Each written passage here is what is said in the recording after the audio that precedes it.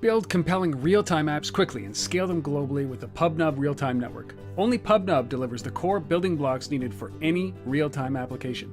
Find out for yourself by signing up for free today. Visit pubnub.com. Welcome to This Week in Location-Based Marketing, the most trusted podcast dedicated to the new business of location.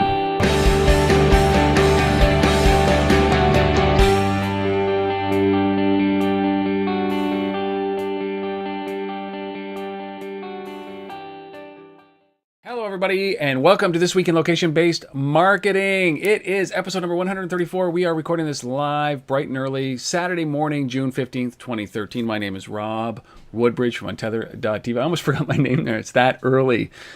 I'm in Ottawa, Ontario, Canada, and with me, as always, before he jets off to Asia in like a minute and a half, Asif Khan from the Location-Based Marketing Association.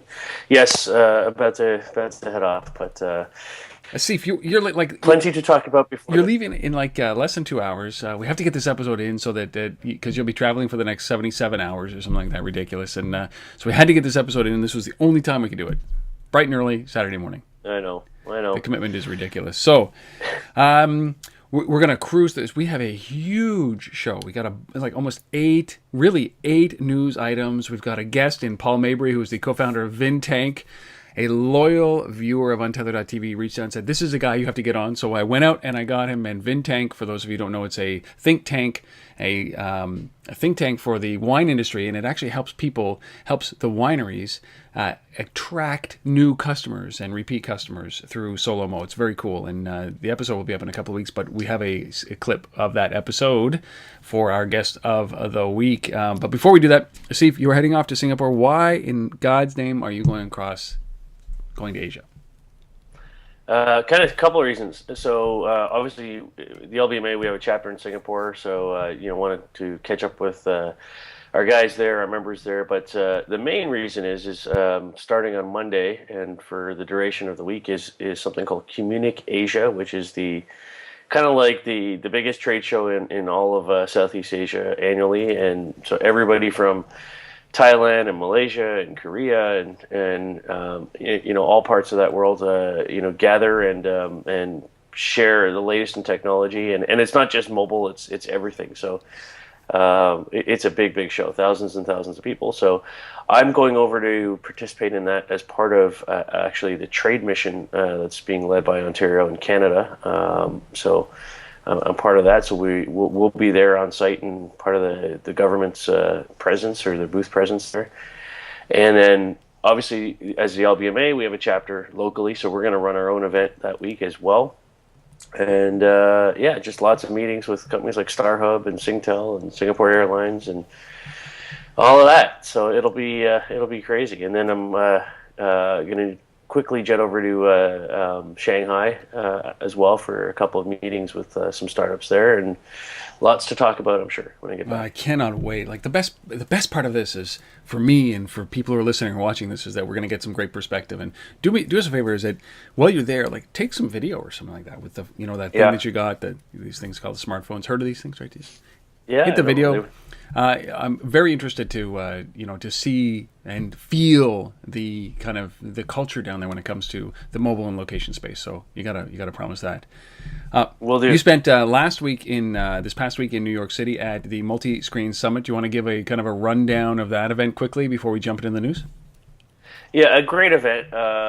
We just a phenomenal array of speakers that was put together by the group there, the Unicom team. We had I was on a panel at the end of the day with a guy who invented touchscreens and a guy who works for Corning, who's involved in developing Gorilla Glass. I mean, these are like brilliant people, and just phenomenal conversation and phenomenal thinking going on in terms of the future of the industry in terms of where mobile and screens and all that stuff is going. There were speakers from Estee Lauder. There was agency folks up there. I did a panel with a couple of guys from VML and Sid Lee out of Montreal actually came up for it. And Sid Lee's got a cool little project going right now, which I'll bring on the show maybe next week. just like a low tech location with photo sharing. It's kind of crazy, but Low tech location photo sharing. Yeah. Is that like I give you a photo? Is something called Polaroid? No, Polaroid? it's like they're distributing like physical pieces of paper that look like frames, and you go around the city and you hold them up in unique parts of the city of Montreal, and you snap your photo with this frame.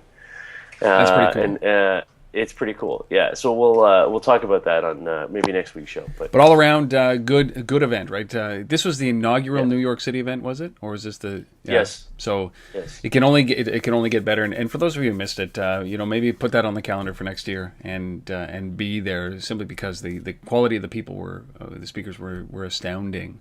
How often do you get that? The inventor of the touchscreen.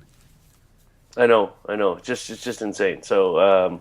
Yeah, all around a good show. Encourage people to bookmark it for next year, as you said. So, all right. Before we jump into our all of this stuff, we've got our app of the week. We've got the news items. We've got a resource. Got a guest. I want to implore you, like, if you have a question about the location-based marketing space, Asif and I want to actually open up the lines to you. We want to answer some questions, some of your viewer listener questions. So, if you happen to have a question about this space, anything, man, it does not matter what, as long as it's in this space. Reach out. Go to untether.tv/talk. Leave us a question. We'll play the question. We'll answer the question on the next episode. So please go ahead and do that. We're going to start that segment soon. So if you have a question, got a whole bunch in the backlog. We want to make sure that we have enough so that we can cover a bunch of shows. So untether.tv/talk. Ask us a question. We'll answer it. We'll do an entire segment on answering your questions about this space. Okay? All right, let's jump into this. Asif, we often talk, we're talking about our app here. We often talk about this company called Coca-Cola. I mean, I look at technology companies, or the companies that are advanced in the retail space, as the kind of the canaries when it comes to technology. And I think of Starbucks, I think of Coca-Cola, don't you? Yeah, no, for sure. And these guys are, we've been involved with Coke now for some time. And they're always out there, at the forefront, trying everything. Whether it's, NFC payments in their vending machines, or connecting with Shazam TV commercials for the London Olympics, or whatever. Digital downloads from their vending machines as well. Yeah, these guys are smart. Yeah, it's amazing. They invested in Spotify. Like over a year ago, didn't they? They put about $10 or $20 million into a round, and then it kind of went silent until now. So they announced this week a partnership with Spotify around something called Coca-Cola Placelists. And what this is that they're coming at this from the perspective of saying that every song has a place. And everywhere that somebody who drinks Coca-Cola or enjoys Coca-Cola, there should be music associated with that place and their experience of drinking Coca-Cola. And so this is what they've done. So they partnered with Spotify, and so they've built this new social music app that's part of the Spotify kind of experience. 20 million licensed tracks, and it's all about linking the perfect songs to the perfect place or event. And then there's a social sharing component to this music. So you might be listening to, your Coca-Cola playlist in Amsterdam, and you might, want to share that music with somebody else, but you can also connect with people in other parts of the world and hear what they're listening to as well. So it's kind of interesting. I really like this. I think this is a perfect kind of match between, a brand like Coca-Cola and, music. We all know the impact that music has on people and its emotional effect, right? Absolutely. On ability, yeah. So, this is a great service. This is reminiscent of, we all have these memories of listening to music. For me, when I was 1987, that takes people way back. For some of you, maybe you weren't born in 1987. Is that? Yeah, that's possible. That are listening to this, is that I went on a trekking vacation in Nepal, and it was around the time that John Mellencamp released an album, and Cherry Bomb is the song on that album, and it was the Lonesome Jubilee, and all I hear, whenever I hear that song, it just takes me back to walking through the mountains with my, Sony yellow Walkman, the shockproof Walkman with the cassette that just kept on flipping over and over and over again. It's all I listened to for like 9 straight days. And so when I hear the song Cherry Bomb, it takes me back to Nepal. And I know that everybody has that kind of moment where you hear a song, you're like, it's probably, for a lot of you, it's like Every Rose Has Its Thorn by Poison, it takes you back to those high school days. And Yeah. Anyways, this is cool, and I like Coca-Cola. Coca-Cola is an innovative company, and they're not afraid to try things. And so it's Placelists by Coca-Cola. It's available on Spotify. Unfortunately, in Canada, Spotify's not available out there yet. But it's coming. It's coming. So U.S. based, it's only on the web right now. It'll be available on an app shortly, and then it's spreading to multiple countries where Spotify is available. But very cool for Coca-Cola. Yeah. And just a quick sidebar on that. There's a group called musicdealers.com. These are a music licensing outfit. And so related to this, they're creating something called 52 Songs of Happiness, one song for each week of the year. And they're working with emerging independent artists, and they're actually going to write and contribute unique songs and then share them through this platform as well. Wow. Yeah. Well, it's 52 Songs of Happiness. That's what it's called? Yeah. Well, I have lots more than that, but I like it. and 39 of them are from Spring. Yes. Yeah. 39. Yes. 51. Yeah. I'm now consumed by Mumford & Sons. I can't get enough of those guys. And I know, I love those guys. And then they just did a cover of The Ghost of Tom Joad with Elvis Costello, and a little bit of Do Re Mi by Woody Guthrie. It was like this great thing, and they're on top of the hill, and it was YouTube that Mumford & Sons Ghost of Tom Joad with Elvis Costello. It's incredible, but of course you're going to get a biased opinion. And this is not a music review show, so you know where my loyalties stand. So we're done with that. All right, well, let's jump into this. We got 6 or 7 stories, maybe even 8 stories here, depending on how much time we have. But the first one, it relates very closely to what Coca-Cola is doing with Spotify and Placelists. It's Pandora. This wasn't our lead story, but it flows very well. Our lead story is obviously the next one. It's about Google and Waze. But Pandora bought a terrestrial radio station. It's KXMZ-FM in Rapid City. And they bought this because of the punitive costs that they're facing right now as an internet pure play radio broadcaster. And this is their way of actually hoping that they can participate in the better rates, better everything that terrestrial radio stations are doing when they're broadcasting their terrestrial feeds over the internet. And this is a strategic buy. It's what I love about this is that Pandora is fighting this battle for all internet radio. They're paving the way, and this is a very costly process. In fact, when it comes to, I think there's $1 billion that is exchanged hands as a result of internet radio stations. Pandora is contributing, and this is to the royalties paid to the artists and to the music labels. Pandora is paying or contributing 25% of that. It's like, but they're facing punitive costs around licensing for broadcasting the way they're doing it. So they're fighting this battle to set the stage to go forward. And you always hate being that guy who's the first one in there that, charge, and he's the one standing out there alone getting butchered. He's the first to die, the last person that they remember. You always remember the successes, but Pandora's trying here. And so they're thinking, listen, let's be inventive. We'll get our lawyers into this. They bought a terrestrial radio station so that they can at least stand the same footing as every other radio station, like the big guys like Clear Channel across the United States, and hopefully benefit from the way that they're benefiting. And it's a unique approach, and I love the scrappiness of this. It's like, fuck you, we're going to buy a radio station. Like, I love that. I love it. Yeah, I mean, come on. I mean, and I completely agree with the sentiment of this. I think that you got to be on a level playing field, especially when you're trying to change the game. I mean, you've got obviously, from our perspective, working with advertisers and agencies and media buyers all day long at the LBMA, and they're sitting there going, radio, who wants to talk about radio, right? And then here you have Pandora and Spotify and all these guys going out there, trying to change the game, attracting people by the millions. I mean, Pandora has 70 million users in the U.S. 70 million users. That's 7% of total music, radio listening in the U.S. Period. Right? I mean, this is huge, right? And yet they're being held back by the authorities and the licensing around what's necessary to make this happen. And so I applaud this. I think this is what they got to do. Yes. And we're going to see more and more of this. They're going to buy. I wouldn't be surprised if they bought more radio stations. And it's not just as I was reading this, I was looking at this going, is this just a legal maneuver? Is this just so they can get the same fair treatment that everybody else in radio gets. And obviously that's the primary motivation. But, as I was reading this, they were going on to say, well, you know what, we think we can actually make terrestrial radio better too.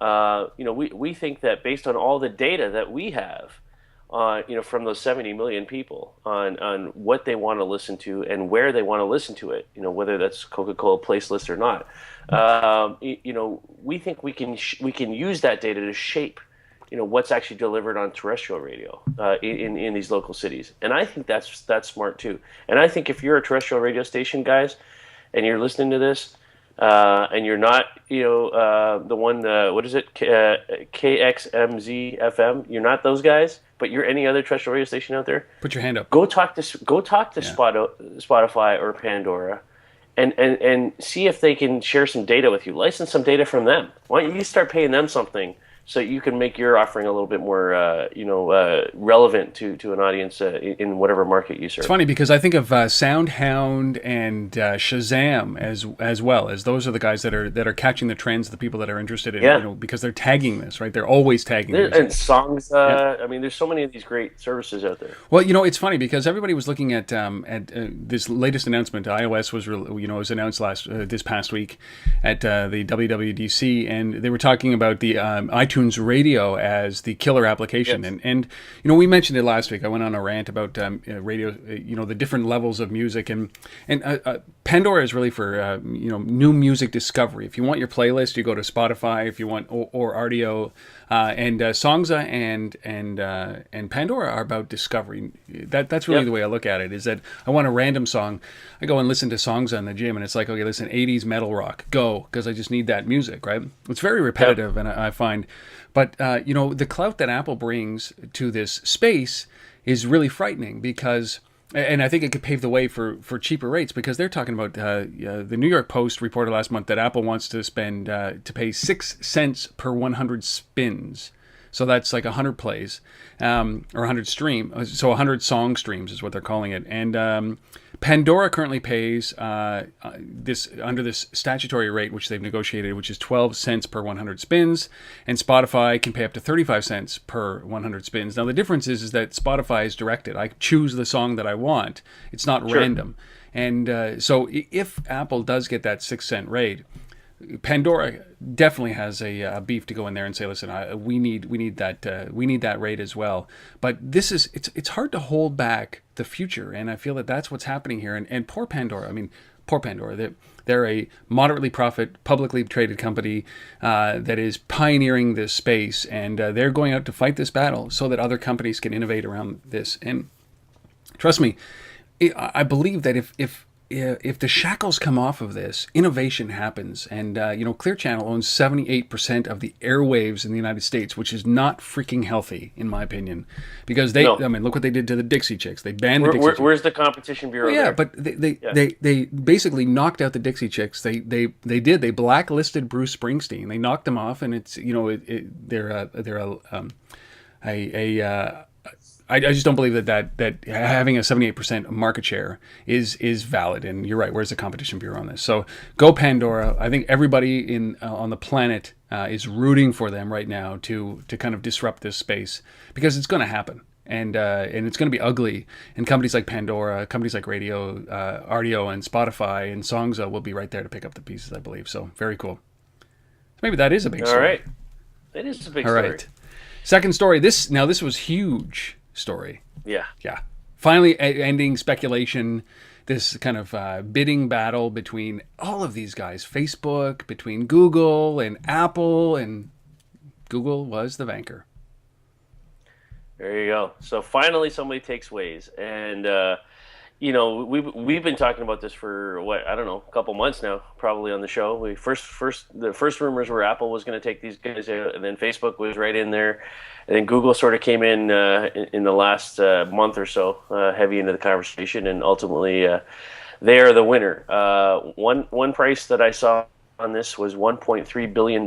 Is the everyone's saying it's about $1 billion. I saw 1.3 in one report, so that's some serious cash. This is around the same level as Instagram. Yep. Kudos to that whole team over in Israel and everybody here too. I mean, this is a big story. This is going to mean serious changes for Google Maps. And in particular, what that means on the mobile front for everybody out there. I mean, and it doesn't matter whether you're on iOS using Google Maps or you're on Android using Google Maps. That ability to have real-time data now in terms of traffic and all that other stuff that's going to come with it is just going to be incredible. And then you think about now the combination. For me, the first thing that jumped into my mind when I thought about Google Maps plus Waze is the future of in-car navigation now, right? Because, and I don't want to move this whole story to telematics, but you and I talk a lot on this show about the car as the device of the future, and we've talked a few months ago about, Verizon adding Wi-Fi to Audi, and every car going to be Wi-Fi enabled and all of that. But now when you bring this level of data in and its ability to change, what you're going to have in the car, this is huge. Yes. Well, this is it's the fight for the car. Like the dashboard is where this battle is going to end up, and of course they're doing this. So the challenge with Waze, like in a rural place, I'm not rural. I mean, Ottawa is the nation's capital. It's the capital of Canada. It's a seat of government, but there aren't a lot of Waze users here in comparison to around the world, right? Or in North America, in the United States, which is their number one market. Yeah. So what this brings is, hopefully what it brings is the density of usage in Canada, in smaller cities. It's still, Ottawa's a population of over 1 million people. Toronto is 3.5 million people, right? 4 million people? No? Anyway, so the third most populous city in North America, Toronto is. But we need that density so that the actual real-time stuff actually happens. And so, I'm getting delayed reactions where I'm on our main highway, going 120 kilometers an hour on the road, and it says actually you're only, it's 35 kilometers is the average speed, because that was from 3 weeks ago. And so, the density I think that this brings. But Google, the biggest thing here is that Facebook lost, Apple lost. And, I believe firmly that there are two operating systems. I don't care about, hardware OS. I don't care about iOS versus Android and all that stuff. I believe it's the applications that we live in. And I live in my calendar and I live in my directions. It's a map and it's a calendar. It's context, always around context. And, absolutely. And, I believe that Facebook and I believe that Apple lost horrendously with this, because if Facebook is going to build an operating system, and I think that's what Facebook is, and I think that obviously Apple's interested in doing that. They have their own operating system. But this is a huge loss to those guys. And if it was a matter of leaving the development team in Israel or paying $1 billion, I believe that this is short-sighted by the other two companies. And Google just came in there and fenced out the competition. They own the mapping market. Navtech might be in play now, because Apple and Facebook have to look around and say, like, we just lost that battle. Shame on us. Maybe Nokia unloads Navtech as a result of this, because this is big. And Google just cemented their spot as the preeminent mapping king, at least in North America. And this is bad news for Apple, and this is bad news for Facebook, I believe, wholeheartedly. And then the other flip side of this is that everybody said, well, now these guys are billionaires. 20% of that $1 billion. Now, the deal was $1 billion in cash, and then the rest was in incentives. $1 billion in cash. Yeah. Like that transfer. Can you imagine that wire transfer? $1 billion, 800 million of that went to the VCs, who invested $78 million. Yes. Now the other 200 million was split between the founders. Yeah, and we're talking about Kleiner Perkins and Horizon Ventures, which is Li Ka-shing's fund. So these guys are already billionaires, right? Especially they're already Mr. Shing. But they're also already into Google, right? So there's there's so much nepotism going on here. It's crazy. But so the two founders, the two main co-founders, basically 78 million, 65 million. They're still multi-millionaires, and then. The CEO made multiple millions of dollars in this deal as well. But they're by no means billionaires, simply because the majority of the money went off to the VCs. And that's what happens, man.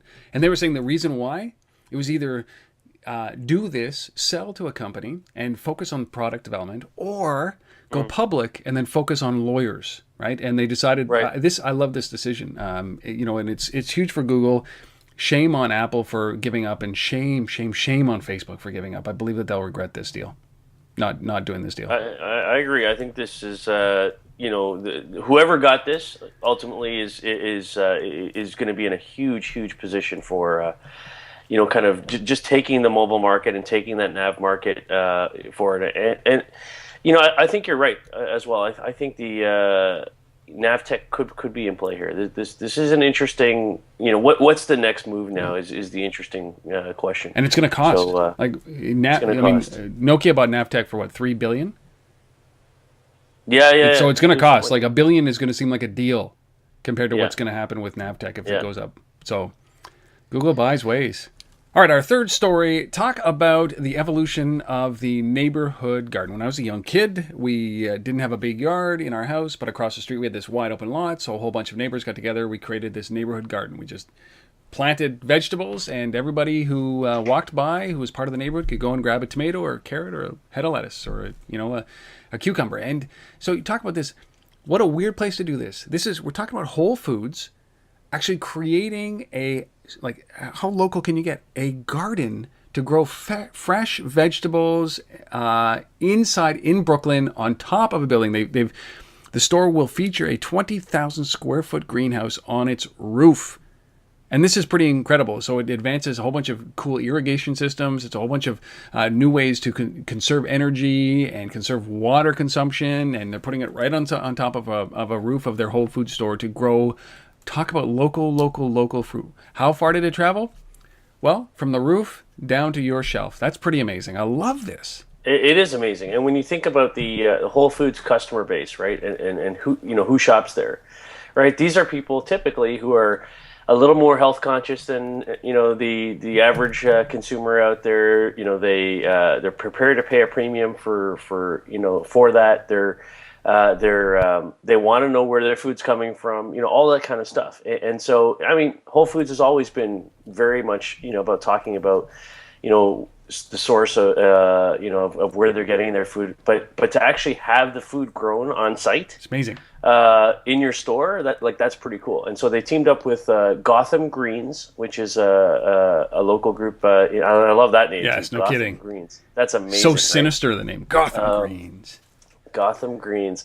So right there in New York, and these guys are, obviously agricultural scientists and specialists, and they're all about, the environment and the impact agriculture has on our planet. And so they've been at this for a while, and they teamed up with Whole Foods, and this is just a great story. I mean, I can just see more and more of this. I mean, there's so much unused rooftop space everywhere in every major city, from New York to Toronto to Shanghai to wherever. And, just think about the potential of growing your own food everywhere. I mean, like even at my place here, like my kids are all about it. Like they love seeing stuff grow, right? Like right now we've got we're growing corn in my backyard right now. We got corn, we got peppers, we got tomatoes, we got it all going out there, right? So they love it. Well, this is something that whose time has come. I believe this, and it's just so funny that a place as dense a population as Brooklyn, to be able to do this is the first place. You'd think that there would be somewhere in the middle of central U.S. or central Canada where there's massive plains and of fields, open fields to be able to do this, but this is a controlled environment, and certainly from an energy consumption, I believe firmly that eventually when that's up there, they're going to be able to then leverage that into air purification inside the store, and it's going to be a stand. They're just going to do some wonderful things with this, and this is an amazing idea. Talk about solo mo. This is absolutely 100% that. Yeah. You might pay a premium for that, but at least you know where it's coming from. You know that it's not being fertilized, it's not being picked, 2 days ago, stacked in a truck or fresh frozen and then shoved in a car and then delivered 2 days later and onto the shelves and into your house. And by the time you bring it home, it's rotten anyway. So you might as well grow local. And, Ontario is where we're from, and there's a huge farming population in Ontario. And that's my only worry, right, is that this homegrown, home local stuff is we can go to farmers markets around the corner from us and get local. And I hope that it doesn't disrupt that kind of business, because you kind of Yeah. commercialize this across all these different rooftops, so to speak, that what's the impact on the local group. So hopefully there's local growers that are able to leverage this kind of technology. And maybe this would be a good thing for WholeFoods to do, is to bring in a couple of local growers to participate in this. But very, very, very cool. That's a neat story. WholeFoods, man. God, I love the innovation. And it's probably saving them a ton of cash just in the transportation. And they can probably charge a premium for the stuff that's grown upstairs, because they can say, oh, you want to know where it's from? Come on up. Yeah. So, WholeFoods. All right, those are the first 3 stories. We've got a huge number of stories on the back end, so stick around for that. I want to talk now about Paul Mabray, who is the co-founder of a company called VinTank. Just go to vintank.com, VINTANK. These guys have built a social monitoring tool that allows wineries to actually choose to engage, we'll say, with people who are mentioning their wines, who are on location at their winery through Instagram, through Facebook, through Twitter, all the other social platforms, if there are any, and allow you to really, create relationships with their customers, to bring them back or solicit them or bring them into your wineries. It's a very cool platform. This guy, Paul, is the only way I can describe it is that on the East Coast, you've got a guy like Gary Vaynerchuk, who is the wine king from WineLibrary.tv and VaynerMedia, and he is a wine aficionado. And then on the West Coast, you've got Paul. And in fact, I didn't know, but Gary is an advisor to Paul in this company, and it makes sense. And these guys have raised money. These guys have gone out and they're driving great revenue through this, and they're helping the wineries increase their, the number of people that actually go into them. And this is a great story, and it's so low-mo. It's unbelievable. This is the epitome of this. And I had a great opportunity to sit down and have a long chat with Paul, and this is but a clip of it. So here is Paul Mabray from VinTank. We'll see you on the flip. Move into this whole social and digital, and then all you're leveraging what I love, which is you're leveraging mobile, you're leveraging place and context. How important is that people are using these devices to share their thoughts, not only about the wines that they're drinking in restaurants, they're taking photos of labels, they're taking photos of wineries, they're engaged that way, they're on, as you say, they're on the freeway on the way to Napa Valley. So how important is mobile in what you guys are doing? Well, fundamentally, let's start with the first piece, which is context is king. Gary says it, I say it. To me, context is the king of everything, right? I want to know about you, because at the end of the day, we are in a service industry anymore. I mean, what Amazon and Google have done have equalized the vendor competition. And if you're going to compete on price, you're going to lose right out of the gate. So how do you go? It's going back to that service or the thank you economy. Now, the good news about that is the volume of data that we relinquish in return for these services is at the largest magnitude ever through Facebook, Twitter, Instagram. It's a value exchange in these pieces. And where it happens more frequently than any is the mobile device, the smartphone. We are doing it all the time. We have the Library of Alexandria in our pocket, the iPhone or the Android, our windows to the internet, and the windows to our friends and contacts. And so all of the sharing and things like experience-based things helps us get better context around a person. It's a fascinating thing. And the key is, how do you make that actionable and leverageable for a small business? And this is where I have to thank the wine industry for being such a struggle to work with in some ways, right? You look at companies, the big social listening companies, and they've had the fortunate opportunity to work with Dell or Coca-Cola, who have this whole mission control center and an analyst and a full-time 3 social media person and 5 screens up, and Yeah. I'm working with an owner-operator who's in the vineyard half the time and doesn't know how to spell Twitter sometimes, or what is a tweet, or fail whale, or RT, I don't understand this thing. It's like my dad. Right, exactly. And there's 6 ways to Sunday. Or I'm working with someone who is actually very sophisticated, right? They get it. They understand it fully. I'll give Craig Camp from Cornerstone. He knows, but he is like so busy. This is what's important to him. So what we've had to learn to do is how to break this all down into what is the most important elements and how do we attach context to it to really round this out. So what we've decided, there are 3 things that are most important to a company. Conversations about you, conversations to you, and conversations with you. So about you is organic, right? That's where listening really plays in. Conversations to you is liking a Facebook post, commenting, and conversations with you is a really important one. An Instagram picture at your winery. And this applies not just to wineries, this applies to, these are manageable, handleable things that you need to address. And then the rest of it's the fluff. The rest of it's the strategies or tactics to expand beyond that, whether it's creating a social media campaign. But at the essence, if you can serve those up and bring context, hey, Paul, this person who talked with you is a wine club member. Did you know that? Or this person that talked with you is a wine lover. Or this person is not really a wine lover. They just happen to be here that day with their friends. Or they are a wine lover, and by the way, they like football, and they're here for a wedding. You know, these different concepts, and then you can really round out the service experience and empower them to do that fundamental differentiator, which is service. So what would they do? So, you know, there's a conversation that happens. I'm at a restaurant. I'm outside of Napa Valley. I have ordered a bottle of wine. I love this bottle of wine. I take a photo of the bottle of wine, or I tweet about it, or I share an experience about it. That's about you.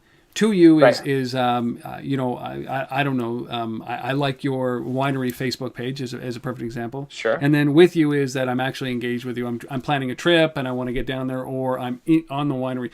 With you is at premise, on you, the literally location on you. Okay. With you. Yeah. I mean, you can hug them almost. Yeah. It's like, so how?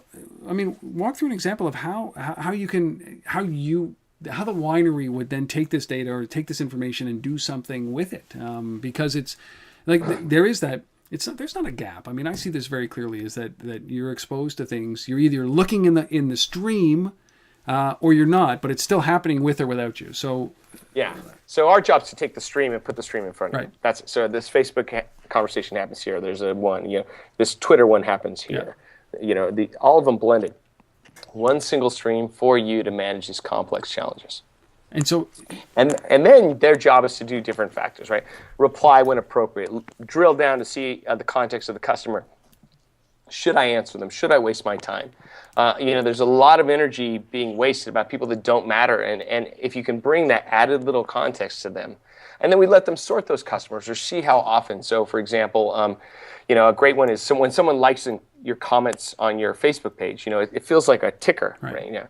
And I think this is a great deficiency of Facebook, which is they want you to see those macro numbers, the reach, and but really I want to know how many times did Paul Mabray like, comment, or share posts, and who is he to me out of that piece? I want to go to the micro level, and then I can adjust, because that's really how you service customers. You don't service them on a macro, but I can do it depending on, and I can set ticklers up to say, hey, I haven't talked to this guy in 6 months. Maybe I should talk to him again because he's an important customer, et cetera, et cetera. So what would you do? What would you do with somebody on premise? Like,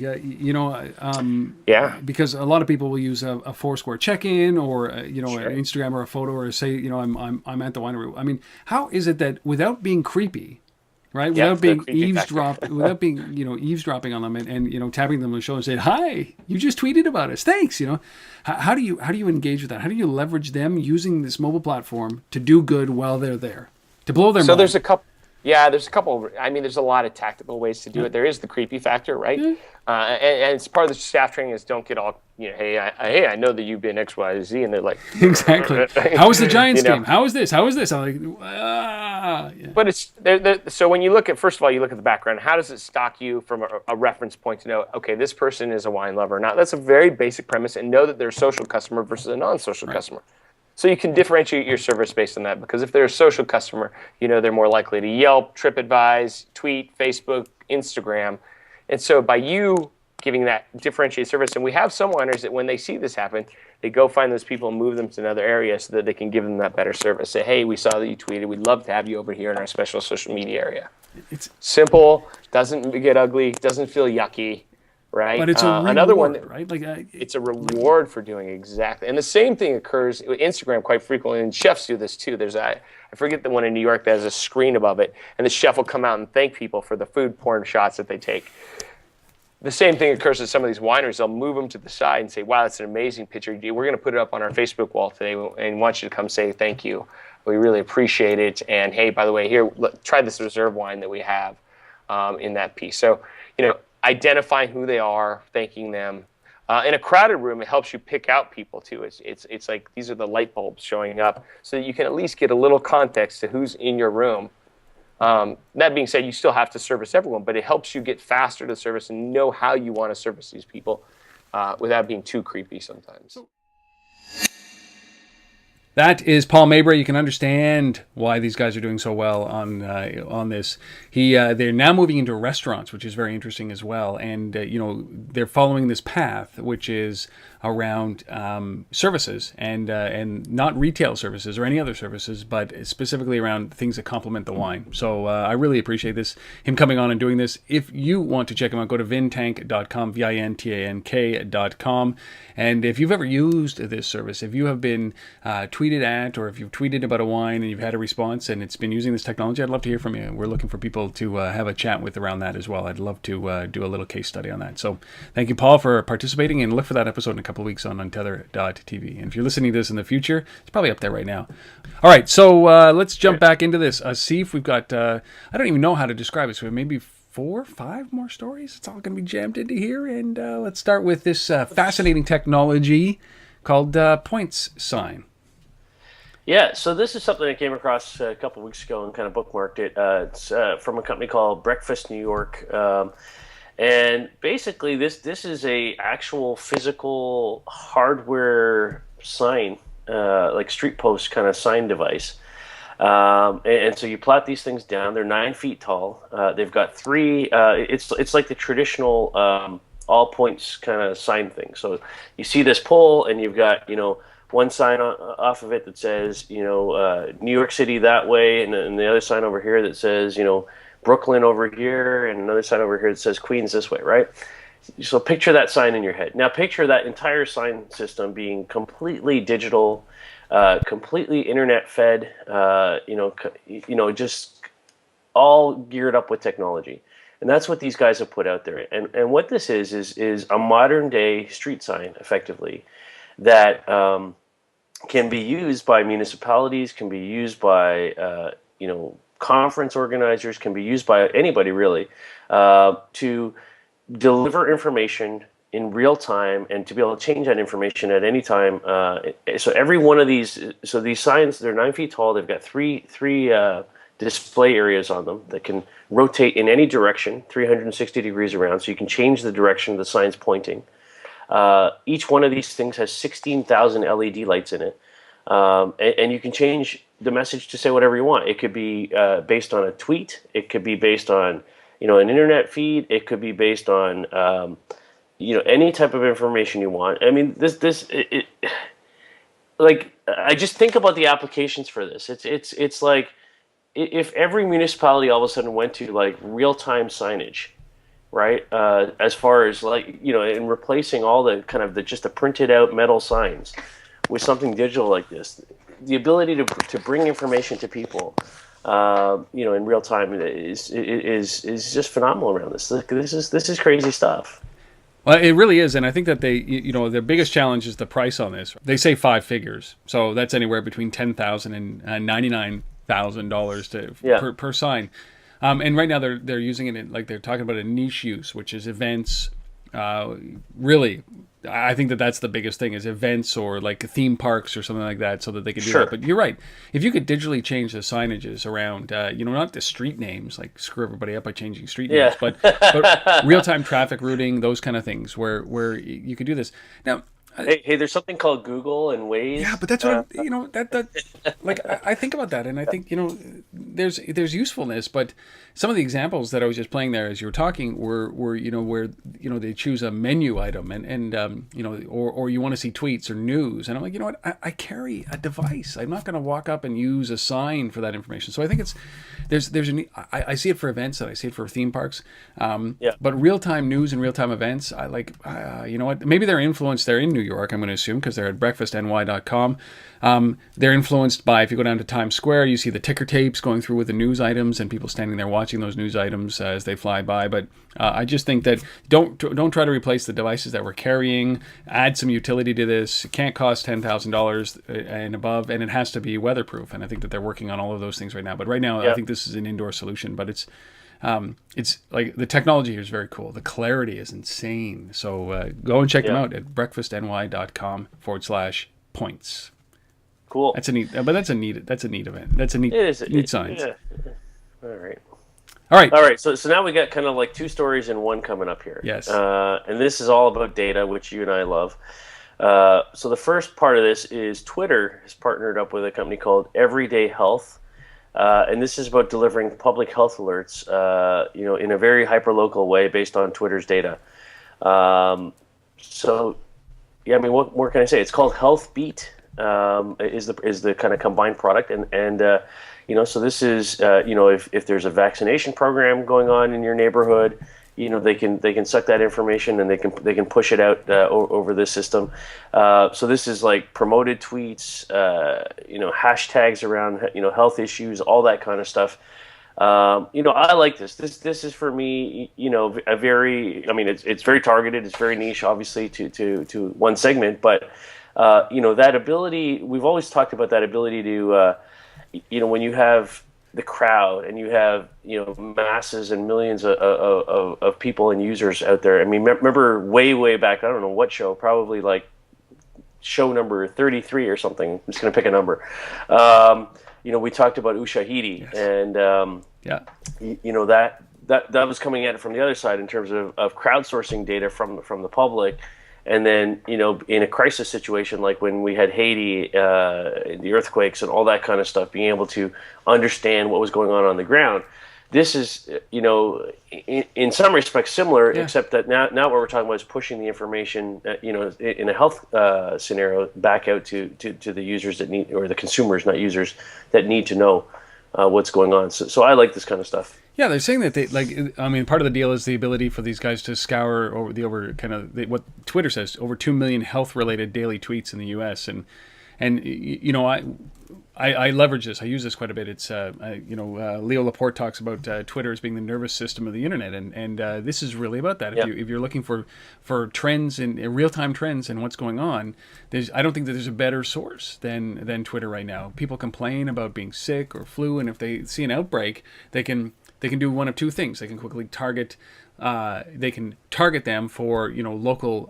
Say if there's a flu outbreak just discovered by Twitter in a certain location, they can target them and say, listen, there's a flu clinic going on right here. Go get your flu shot. But if there's also higher than normal like pollen elevations and people are allergic to it, they can actually then do a sponsored Claritin push to say, hey, go and get your Claritin because there's a high pollen count, right? So I think that Fortunately, depending on what side you are about advertising, this hyper-targeted advertising piece is here, and Twitter is the delivery vehicle. It just gets noisy, and I think that how many tweets do you miss in a day? Like all of them. So the challenge is being in front of them at the right time, at the right place. The last place I am with my eyes watery and itchy in the middle of an allergic reaction is on Twitter. So. But this is innovative, and it's far greater. I complained over Twitter yesterday about The Gap, and The Gap sent me all this time. Every day I get an email from The Gap about something, and they send me stuff like, hey, summer dresses on sale today. And I'm like, as a marketer, contextualized, like, you gotta know. Your sons must be like just raring to go. I mean, like, well, they're in flower dresses today, right? Like, but I put that out and I said, like, it's ridiculous that The Gap in this age, today, 10 years ago, maybe. Today, it's not acceptable that I, as a male, on their mailing list, get an email about dresses. And I think that they have to learn about what these guys are doing. And if the health industry is doing it and The Gap is not, Gap is screwed, right? So I like this kind of contextualized marketing. It might be intrusive, but if it's relevant and it helps you, God, I love it. But that flows right into, I guess, I had a problem with this because it sounds like Project NOAA, but it is NOAA, isn't it? It is NOAA, but we're not talking about Project NOAA. No. We're talking about the National Oceanic and Atmospheric Administration, which is part of the Department of Commerce in the U.S. So these guys are all about weather and weather all over the place. But so they launched an app just a couple weeks ago called MPing. And what this is this is about crowdsourcing weather data. So what they've kind of focused on is that looking at weather and the patterns of weather and what's how weather's changing from hour to hour and day to day historically has been done from satellite. From GPS alone. But what they've hit on is that the inaccuracies around that, or where there's an opportunity to improve the accuracy, it might be a better way to look at this, has to come from on the ground.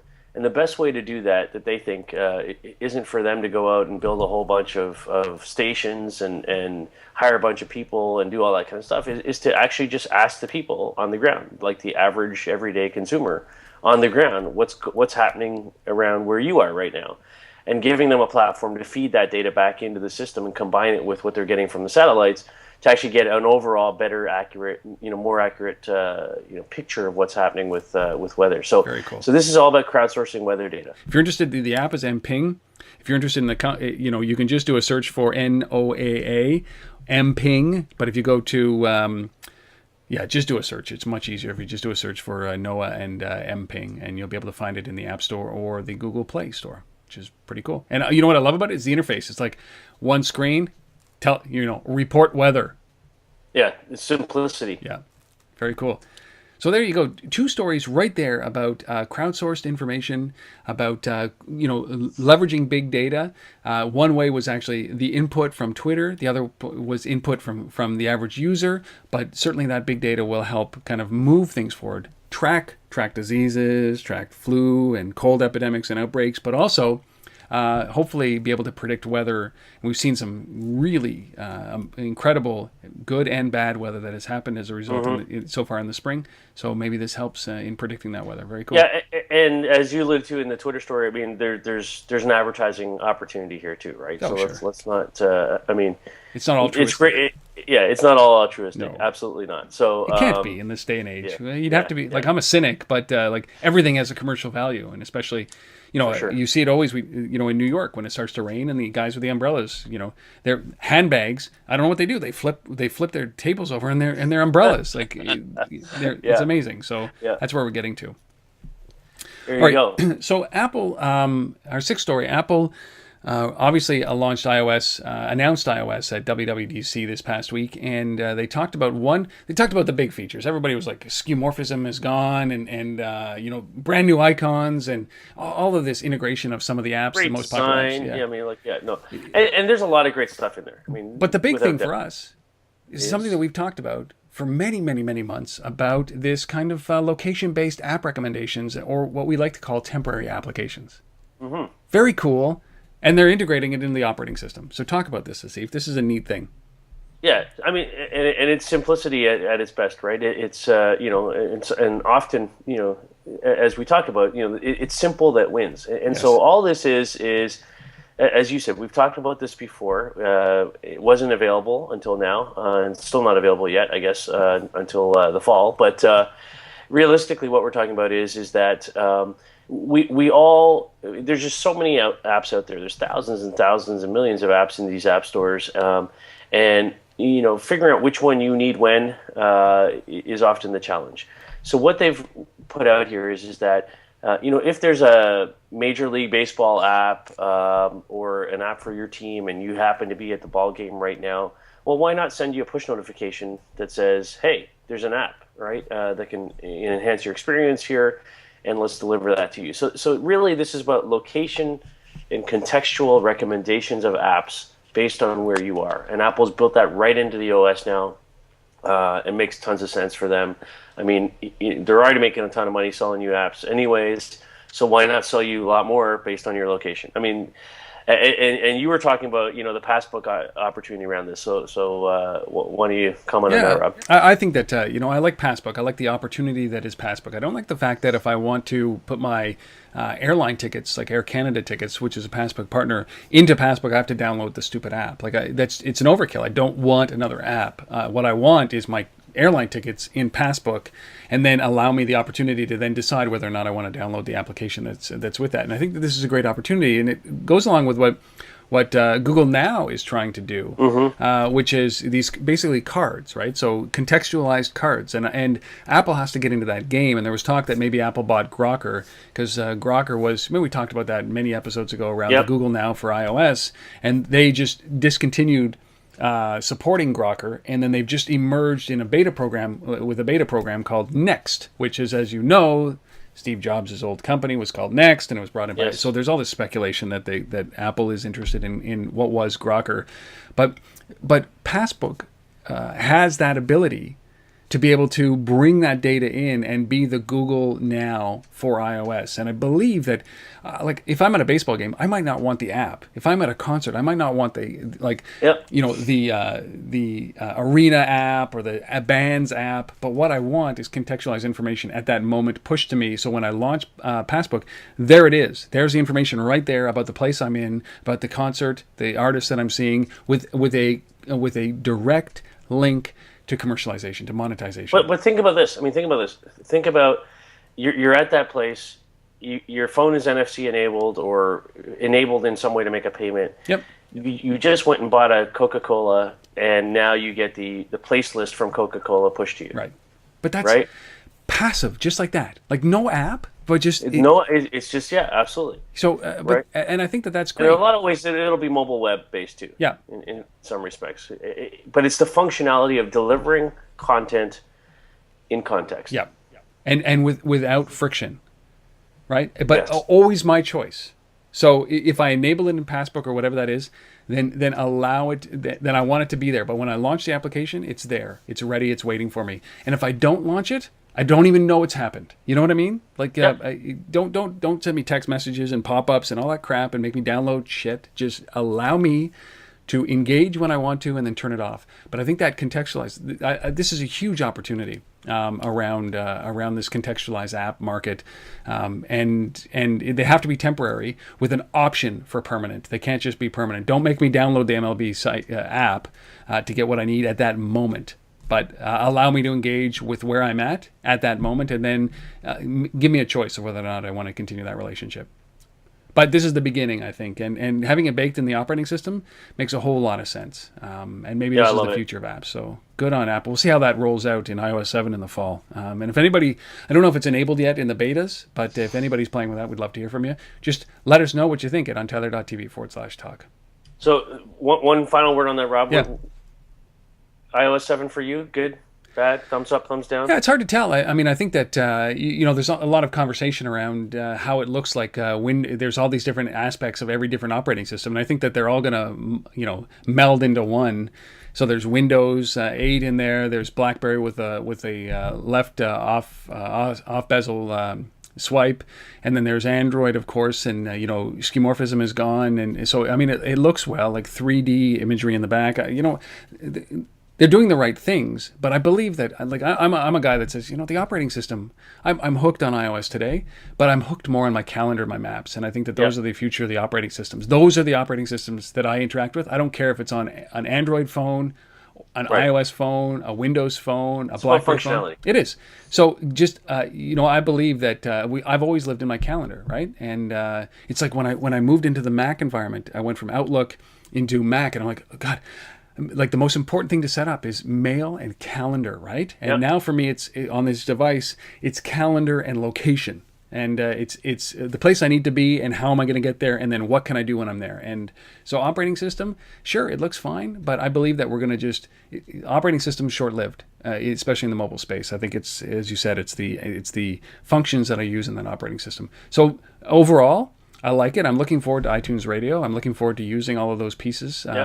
And as a technologist, I love new things. So I'm willing to, I can't wait, really. But again, I know it's a blip in history, right? Operating systems are not long for life. Sidebar story around this, just on the location front, is one of the other things they announced was a new set of Wi-Fi base stations hardware, and the interesting thing about that is, and I don't want to get into it in too much detail here now, but they're actually, from everything I've been reading about that, is they've really designed this for commercial deployment in some respects in retail, in stores.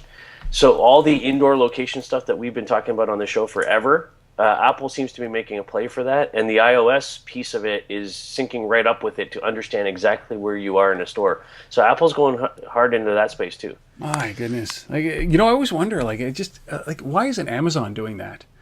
Amazon, Yeah. why isn't Amazon getting into, whatever, investing or buying a company that does indoor location? Simply because, if they're trying to redirect all retail traffic to Amazon, it just makes sense for them to be in that business of indoor location. Oh, you can't find it here? Well, you can buy it on Amazon. We'll have it delivered by the time you get home. Anyway, I like that though. All right, one more story. We gotta get through it. Oh my goodness! I got one more story, and then I got a quick resource. So this is good friends of ours, ImpactMobile, Gary Schwartz's company. They're working with Star Micronics. You sat down with Gary a couple of weeks ago, and he kind of showed us a little bit of demo of that. And why don't you talk about this? Yeah, so this is all about closing the loop on mobile offer redemption. And so, on that episode a little while ago, Gary showed us this little box device that they've built. Pretty simple thing. It's got a tablet built into it, and it can spit out printed coupons. But really, the challenge has always been, we can deliver a coupon to a mobile phone, but the redemption piece has always been the issue. So what these guys came up with was this little thing that they call the digital shopping network. And you go up to it, it can recognize your phone. It's NFC enabled. It's scan, QR enabled. It's everything enabled basically. And you can transition from what's on your mobile device that is often tough for traditional point of sales who haven't upgraded to be able to scan to actually just print out a physical coupon that they can scan. And that's what they're doing here. And so they partner with Star Micronics, who's a big player, obviously, in this space, to just kind of give that some distribution, and some volume in terms of how they're going to get it to market. Yeah, and if you're looking for that episode that Asif sat down with Gary, it's episode number 130. So if you can go to untether.tv or thelbma.com and look for episode number 130, and there's a clip in there with Gary showing off that device in the episode. Very cool. So impactmobile.com, go check them out. Go check this out. We want to support these guys in any way, shape, or form. ImpactMobile. Amazing. One last piece. Yes. Very quickly. See, if we talked about the influence that music has over shopping, I think was that last episode that we did? That was last week. Yeah. So we talked about the grocery store in New Zealand allowing you to select the music that is played over the airwaves and the influence that it had on shopping and dwell time, which leads to more shopping and more spending. And I you know what? I was listening to this. I'm a huge Audible subscriber, and I was listening to a book called Contagious.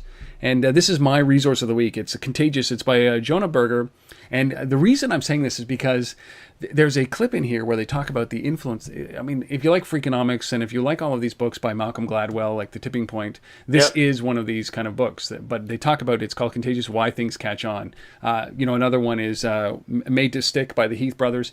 So, but this book, there's a section in here where they talk about they wanted to do a study whether or not if they played certain specific musics in liquor stores or in wine stores, if it influenced the buy decision about what kind of wines they buy. And I thought, this is fascinating. So if they play French music, do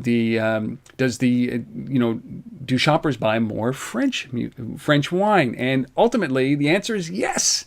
So the music that we listen to subversively helps us make a decision about the wines or the things that we buy or how much we buy of. And I think it's fascinating. Plays well into what we were talking about around that grocery store in New Zealand. And I would recommend this book. I just about finished it. It's called Contagious by Jonah Berger. It's unbelievable. I've been blown away by these kind of books. I love the premise of this, but it just brought me back to that article last week. The timing was incredible. Pretty cool. Awesome. Yeah. Contagious by Jonah Berger. You can find it in any bookstore. It's I think it's a bestseller, and I'm probably like a year late to the party on this. But that one piece just reminded me of you, Asif. So that's it. That's my resource. I try to be remembered at least once a week. But that's it.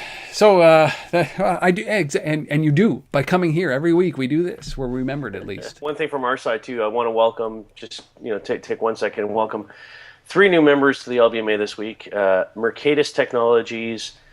Thumb Vista, who's been a big follower and fan for a long time of the show as well, and Staples. Come on. That little store that's still kicking around selling you office stuff. Staples joined the LBMA this week, so we're happy to have those 3 companies involved. That, my friend, that's a big company. In need. It is a big company. In need of and we'll your get them on services. the show. We'll get them on the show soon. All right. Yeah. All right, well, you have to catch a plane. Quite literally, you are on your way to the Far East. We will expect some updates. We'll try to figure out when we're going to do this with the time zone. I think it's going to be like 3 a.m. my time or something like that. Something like that, Or yeah. 3 a.m. your time, I like much better. Yeah. We'll figure it out. But we will bring you episode number 135 next week. And for all of you who are listening and made it this far, thank you for listening. We really appreciate your time. We really appreciate your feedback and your encouragement. So please do so at any time. And if you have a question, as I said, you'd like it answered live on the show, reach out at untethered.tv/talk. Leave it there. You can just leave a 30-second voicemail with your question, and we will answer it. Asif, again, I say this every week, but safe travels, man. Enjoy Asia. I can't wait to hear about your perspective on what's going on there. All right, bud. Thanks so much. And yeah, looking forward to next week.